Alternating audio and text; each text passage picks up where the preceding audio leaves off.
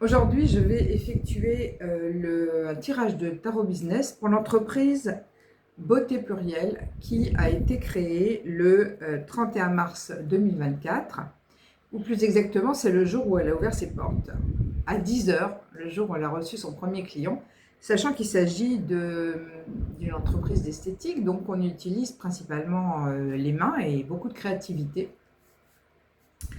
Donc, c'est un tirage en 4 sur les 4 points cardinaux de cette entreprise. On va tout de suite regarder quelle est la carte qui a été tirée pour l'essence même de l'entreprise, c'est-à-dire ce qu'elle est, les services qu'elle donne et son esprit fondamental. Eh bien, je viens de tirer une très jolie carte qui est la carte de la Lune.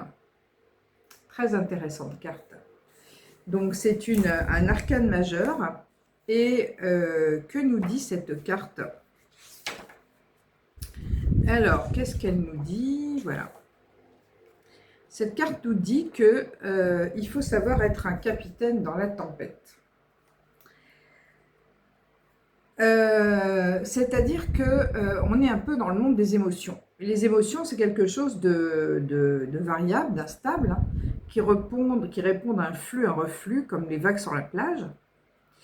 Et entrer dans l'entrepreneuriat, c'est accepter un petit peu ces montagnes russes. Parce qu'il n'y a pas de business qui peut être voilà, où ça se passe toujours de la même façon. Il y a des hauts, il y a des bas, il y a des moments où ça va bien du côté relationnel. Il y en a d'autres, c'est les finances qui vont bien, le côté relationnel va moins bien. Donc, l'entrepreneur doit être quelqu'un qui doit rester ancré par rapport à tout ça. Hein. Et c'est pareil, on peut aussi passer d'une très grande exaltation à la plus profonde des déprimes. Donc, il faut essayer de naviguer pour maintenir sa stabilité d'humeur. Le mantra, c'est tout va bien, quoi qu'il arrive. Et il y a aussi, cette carte nous révèle une technique d'intégration des peurs inconscientes. Alors, premièrement, vous pensez à la situation qui vous contrarie. Deuxièmement, vous ressentez pleinement ce que cela vous fait, mais ce que cela vous fait au niveau du corps. Donc, carrément, il faut se dire, est-ce que ça va me faire mal au ventre, que ça va me faire mal aux épaules? À chaque fois, ça a une signification particulière. Et laissez les choses se faire et observez les mouvements qui se mettent en place dans le corps. Voilà.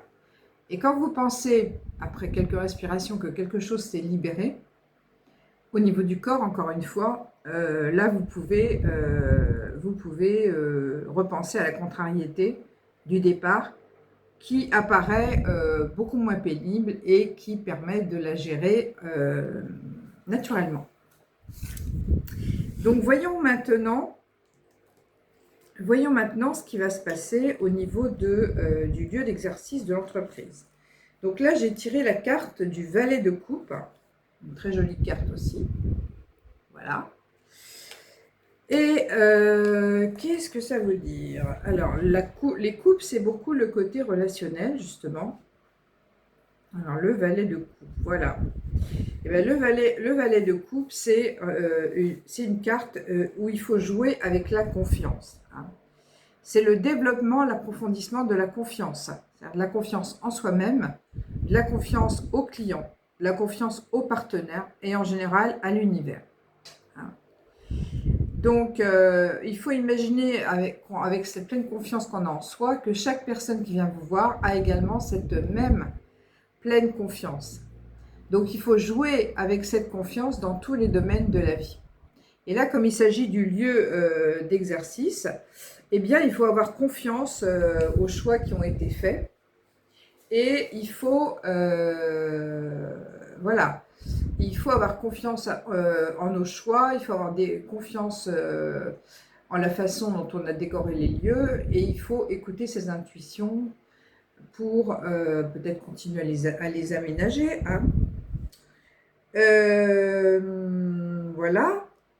Sachant d'ailleurs que le fond du ciel de l'entreprise est Lion, donc on voit bien ici que c'est la beauté, donc le lieu doit être rayonnant. Hein. Ça doit être un lieu qui, voilà, qui doit donner envie, effectivement,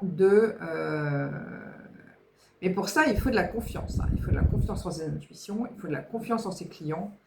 Voilà, il faut leur faire confiance dans le fait qu'ils peuvent comprendre, par exemple, qu'on réclame tel ou tel prix, parce que si on se fait confiance, on sait que la prestation vaut cette valeur-là, compte tenu de tout l'investissement qui aurait été fait auparavant.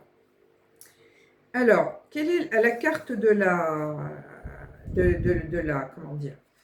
Eh bien, la carte de la relation aux autres. Eh bien là, on a tiré encore une carte très forte, hein, puisqu'il s'agit de la carte de l'Empire. Bon, alors là, ça fait un petit peu peur, parce que c'est un empire qui a l'air de s'effondrer. Mais ça peut arriver dans l'entreprise, hein, qu'à un moment, ça s'effondre. Mais ça ne veut pas dire qu'on ne peut pas repartir de plus belle plus tard. Hein. Alors, qu'est-ce que ça nous dit? Qu'est-ce que ça nous dit? Ça nous dit, voilà.